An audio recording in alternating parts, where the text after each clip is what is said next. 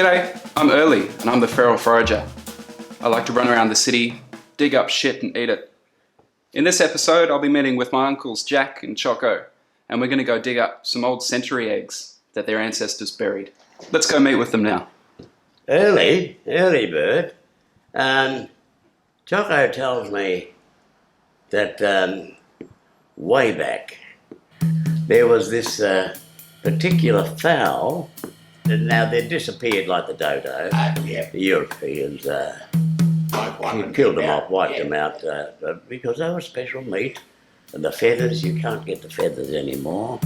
This bird was highly indeed indicative of the kind of peoples that walked the land, you know, that nurtured the land, lived off the land, and relied on fowls such as this.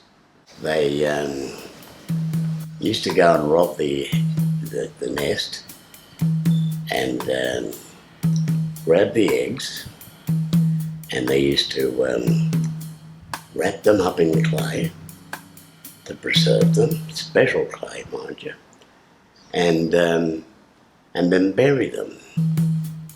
And Erli, Chocko tells me he knows where they're buried. Yeah. Okay. So this arvo, we're going to go up to where they're buried and we're going to find some.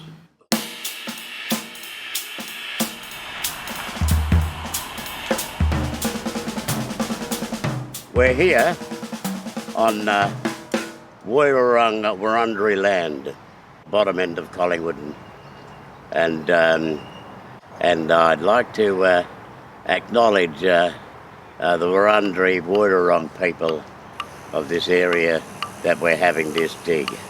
I acknowledge their presence, the elders from the past, present, and those that are emerging today.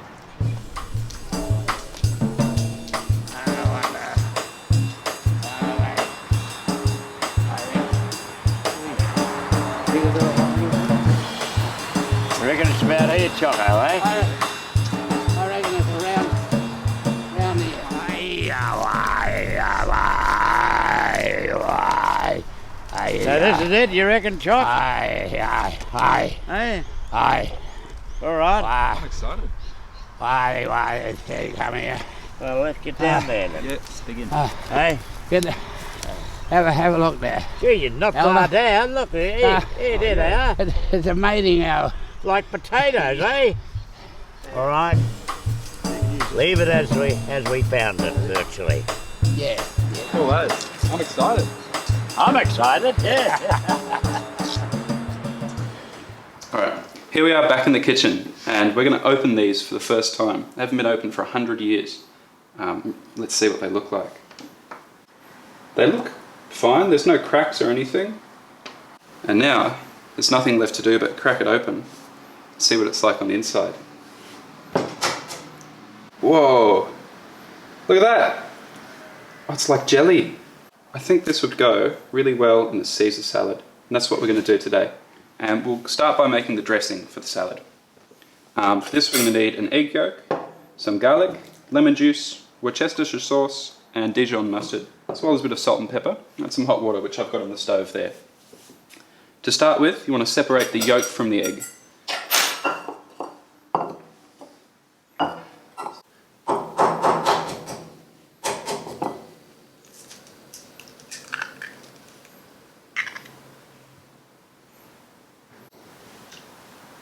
Now you're going to add to this a teaspoon of Worcestershire sauce. I can never know how to pronounce this. That sauce, that one. Teaspoon of Dijon. Next you put a little bit, like a pinch of salt, a pinch of pepper. Now you'll just take 1 clove of garlic is enough for this dressing. Crush it and dice it very finely.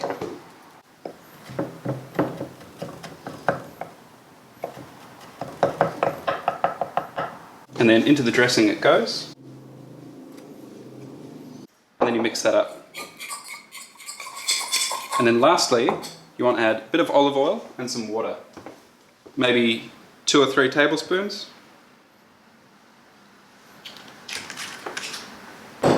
Mix it together. And then you want to beat in about 2 teaspoons of hot water.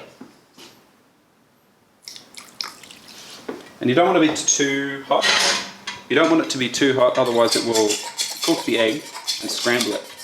Nobody likes a scrambled dressing. And what you're trying to do here is sort of almost whip the egg to make it creamy and white. Once that's done, we're going to start making our croutons. Now I've got here some old bread. It's probably about a day past its expiry date. That doesn't mean you can't use it for croutons. So if you just slice it into strips and then into cubes, these are ready to be pan fried in just a bit of oil and some salt. Now making croutons is pretty easy. Basically, you just heat them in a little bit of oil until they're nice and crispy and brown. You want to heat about a teaspoon of oil in the pan for about 3 slices of bread. Add a little salt, and then once that's hot, throw in your bread. It's best to use slightly stale bread because it gives a slightly crunchier texture on the inside. Okay, now we've just got to toast those for a few minutes. While the croutons are toasting, we're going to get our salad ready. So we'll start by taking some lettuce we picked down the road, slice off the manky bit at the bottom, and then just slice the whole thing in half, like so. When you pick wild lettuce, you've really got to make sure to wash it thoroughly, because who knows what's on it. Did someone's dog piss there? I don't know. And once you've got the leaves sort of neatly arranged in a little fan, we can slice up our egg. Now, I don't actually know how this is going to taste, or in fact, if it's going to be edible. It's been in the ground for 100 years. So I'm going to slice it in quite small pieces. It's gooey inside. Look at that. That's really strange. Oh, wow. It's not actually very easy to cut. It's quite dense. Now we can arrange this weird looking shit on the salad. It's kind of hard to look neat when you're dealing with a 100-year-old egg, I suppose. And by now our croutons should be about toasted. Just give those a quick toss. While we're waiting for that, we'll slice up some cheese. Now for this you want to get really, really thin slices. As thin as you can get it, honestly. Even if it crumbles up, that's okay. And you'll need about that much cheese per person. And you can just go ahead and sprinkle that over the salad. Now that our croutons are ready, we can sprinkle them as well. Okay, you don't need quite this many croutons. And it's ready to drizzle the dressing over top. Now you just want to sort of just lightly drizzle it over top like so. And there we have century egg Caesar salad. Hopefully it tastes alright. I've got no idea, so let's dig in and find out.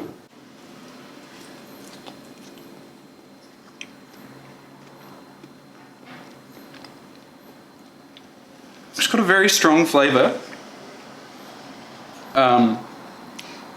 Like egg mixed with ammonia.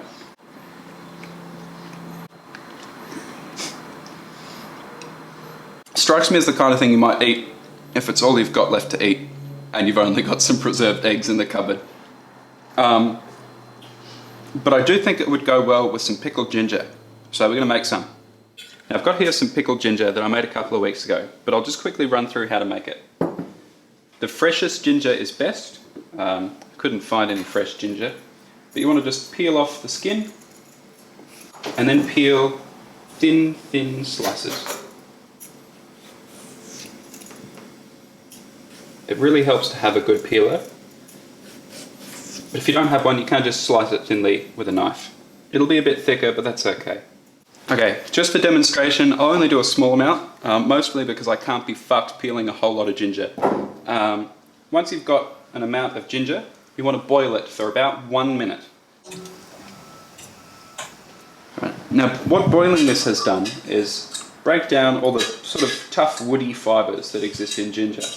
The fresher ginger you can get is best, because it's not quite as woody, doesn't quite have the same texture. Now what we'll do next is make a brine. It's known as Amazu, which is like a sweet vinegar. I've got here some rice wine vinegar. We're going to put exactly 100 mils.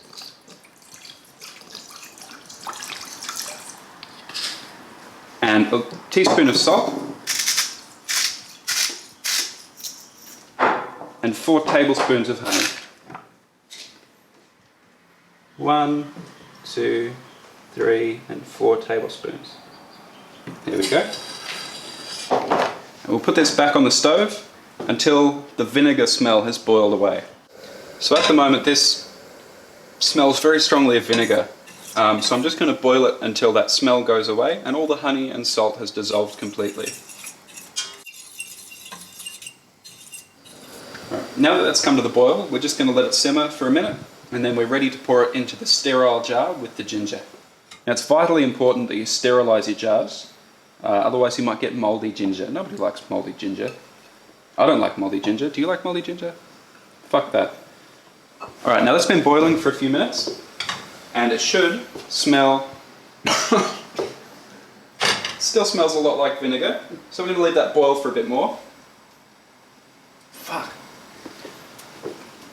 Okay, now this time, no, it doesn't reek of vinegar, so we're ready to pour it into the jar. Very carefully. And then seal it up as tight as you can. And that button will pop down in a moment. And you can leave that for 3 days and it will turn into this sweet pickled ginger. And it has quite a strong flavour depending on how quickly you boil the ginger. If you boil it for 1 minute, it will be very spicy. If you boil it for 2 or 3 minutes, it will be much more mild. Now, we can eat it with our egg. Here's the one that I made a week ago. And what I'm thinking is we'll just eat it as is with the egg. Alright.